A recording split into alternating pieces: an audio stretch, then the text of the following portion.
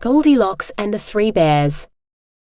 Originally, the tale is about the bears more than it is about the girl or woman who invades their house. This version is taken from Andrew Lang's The Green Fairy Book, published in 1892.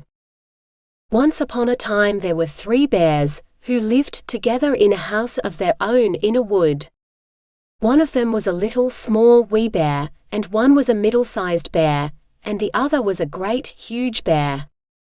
They had each a pot for their porridge, a little pot for the little small wee bear, and a middle-sized pot for the middle bear, and a great pot for the great huge bear. And they had each a chair to sit in, a little chair for the little small wee bear, and a middle-sized chair for the middle bear, and a great chair for the great huge bear. And they had each a bed to sleep in, a little bed for the little small wee bear, and a middle-sized bed for the middle bear, and a great bed for the great huge bear. One day, after they had made the porridge for their breakfast and poured it into their porridge pots, they walked out into the wood while the porridge was cooling, that they might not burn their mouths by beginning too soon to eat it. And while they were walking, a little old woman came to the house. She could not have been a good, honest old woman, for, first, she looked in at the window, and then she peeped in at the keyhole, and seeing nobody in the house, she lifted the latch. The door was not fastened, because the bears were good bears, who did nobody any harm, and never suspected that anybody would harm them. So the little old woman opened the door and went in, and well pleased she was when she saw the porridge on the table.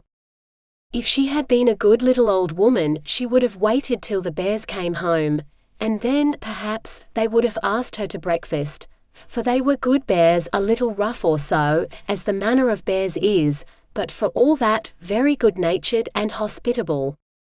But she was an impudent, bad old woman, and set about helping herself. So first she tasted the porridge of the great, huge bear, and that was too hot for her, and she said a bad word about that.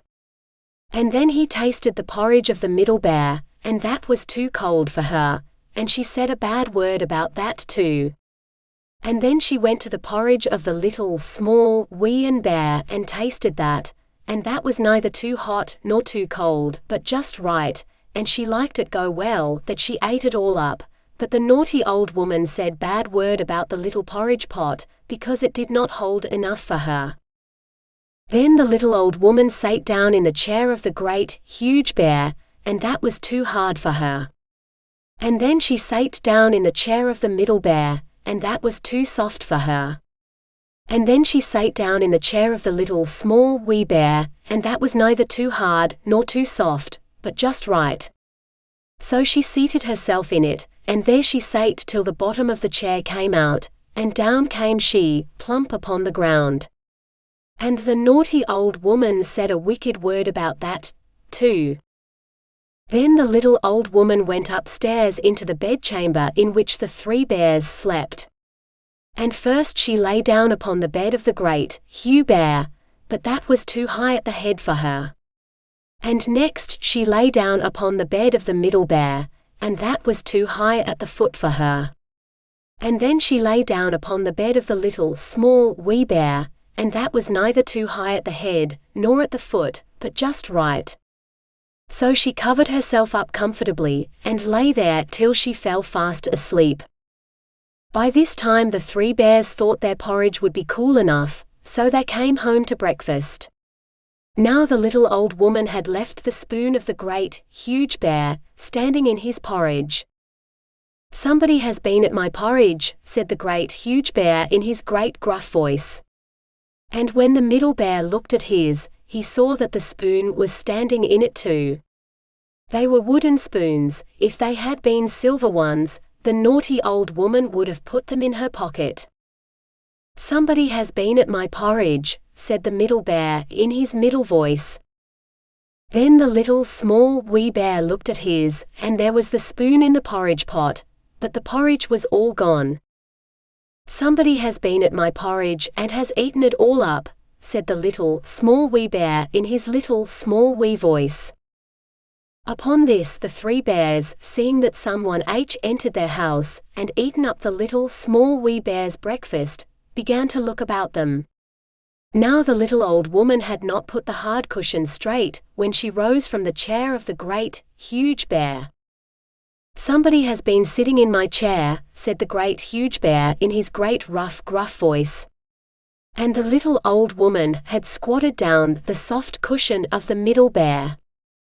"Somebody has been sitting in my chair," said the middle bear in his middle voice. And you know what the little old woman had done to the third chair. "Somebody has been sitting in my chair and has sat the bottom of it out," said the little small wee bear in his little small wee voice. Then the three bears thought it necessary that they should make farther search, so they went upstairs into their bedchamber. Now the little old woman had pulled the pillow of the great, huge bear out of its place. "Somebody has been lying in my bed," said the great huge bear in his great rough gruff voice. And the little old woman had pulled the bolster of the middle bear out of its place.